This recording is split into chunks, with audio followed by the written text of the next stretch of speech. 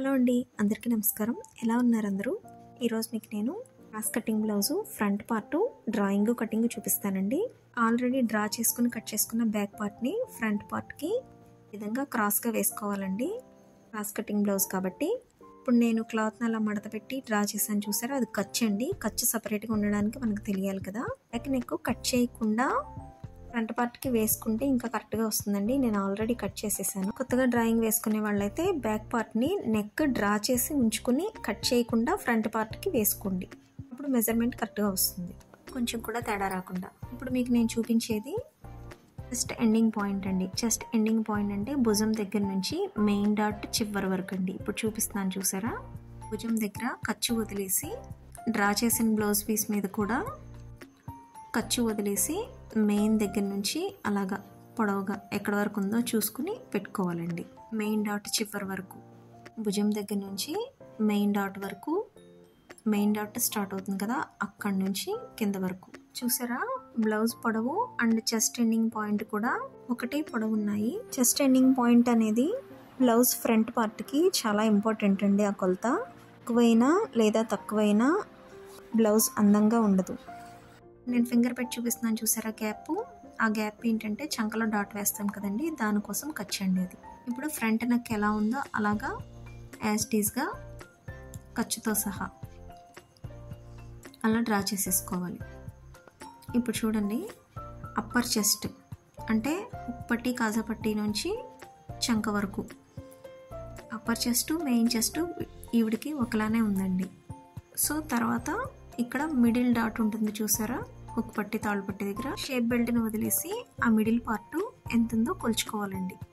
అక్కడ పైన నెక్ కోసం కొంచెం పావించు వదులుకున్నాము కదా ఖర్చు పైన, అది వదిలేసి మిడిల్ డాట్కి అండ్ షేప్ దగ్గర వేసుకోవడానికి ఖర్చుకి కలిపి అంగుళం దాకా పెట్టుకున్నామండి ఖర్చు కోసం.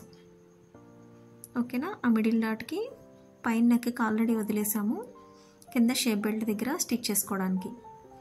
అండ్ నెక్స్ట్ ఇప్పుడు చూడండి, మిడిల్ డాట్కి గ్యాప్ ఎంత పెట్టాలో చూసుకోవాలండి. చంక రౌండ్ దగ్గర కూడా ఖర్చు అలా డ్రా చేసేసుకోండి లోనికి. భుజం దగ్గర నుంచి ఆ కిందకి మిడిల్ డాట్ని మడిచి వేయకూడదండి. మడిచి వేయడం అనేది అందరికీ సెట్ కాదు. ఆది బ్లౌజ్లో ఎలా ఉందో అలా కొలుచుకుని వేయాలి. పట్టి కానీ తాళ్ళు పట్టి కానీ అక్కడి నుంచి మిడిల్ డాట్కి ఎంత వెడల్పు ఉందో కొలుచుకుని డాట్ పెట్టుకోవాలి. ఈలోగా హుక్ పట్టీకి తాళ్ళు పట్టీకి అక్కడ ఖర్చుకి ముందుగానే డ్రా చేసేసుకోండి ఒక పావించు. ఇప్పుడు చూడండి, ఖర్చుకి ఆల్రెడీ డ్రా చేసుకున్నాం కాబట్టి పెట్టుకోకర్లేదు. ఆ మిడిల్ డాట్కి తాళ్ళు పట్టీ దగ్గర నుంచి అంత వెడల్పు ఉందండి. ఇప్పుడు మిడిల్ డాట్ దగ్గర నుంచి తాళ్ళు పట్టీ వరకు కొలత కూడా కొలుచుకోవాలండి. అది బ్లౌజ్కి ఎలా ఉందో అలా పెట్టుకోవాలి. అక్కడ ఆల్రెడీ ఖర్చు ఉంది కదా, తాళ్ళ పట్టికి మనం ఆల్రెడీ పావించు డ్రా చేసేసుకున్నాము నిలువుగా. సో ఖర్చుకి ఎక్స్ట్రా పెట్టక్కర్లేదు. అక్కడి నుంచి ఇక్కడికి అలా పెట్టుకుంటే మనం మెయిన్ డాట్ వెడల్పు ఎంత ఉన్నది అనేది వచ్చేస్తుందండి. మళ్ళీ మనం విడిగా కూడా ఆ మెయిన్ డాట్ వెడల్పు ఎంత ఉందో కొలుచుకోవచ్చు. మెయిన్ డాట్ వెడల్పు ఎంత ఉందో అంత పెట్టకపోతే, ఎక్కువ కొలత పెడితే బుస్కలా ఉంటుంది చెస్ట్ దగ్గర, తక్కువ కొలత పెడితే చెస్ట్ నొక్కేసినట్టు ఉంటుంది. సో మెయిన్ డాట్ వరకు అలాగా గీతను డ్రా చేసుకోవాలి. సైడ్ చంక డౌన్ దగ్గర నుంచి షేప్ బెల్ట్ వరకు ఎంత ఉందో కొలుచుకుని పెట్టుకోవాలి. చూడండి, ఆల్రెడీ అక్కడ వరకు ఉంది. అక్కడ మార్క్ పెట్టుకుని ఖర్చుకి కొంచెం ఎక్స్ట్రా మార్క్ చేసుకున్నాము. ఇప్పుడు అక్కడ నుంచి మెయిన్ డాట్ వరకు డ్రా చేసేసుకోవాలి నీట్గా, ఆ విధంగా క్రాస్గా. ఇప్పుడు చూసారా, షేప్ బెల్ట్కి పొడవు ఎంత వచ్చిందో? కొంచెమే వచ్చింది. ఆది బ్లౌజ్లో ఎలా ఉంటే అలాగే సేమ్ పెట్టాలండి. పెడితే మనకి ఏ ప్రాబ్లం ఉండదు, ఎందుకంటే వాళ్ళకి ఆ బ్లౌజ్ కంఫర్ట్గా ఉందని చెప్పినప్పుడు మనం అలాగే పెట్టాలి.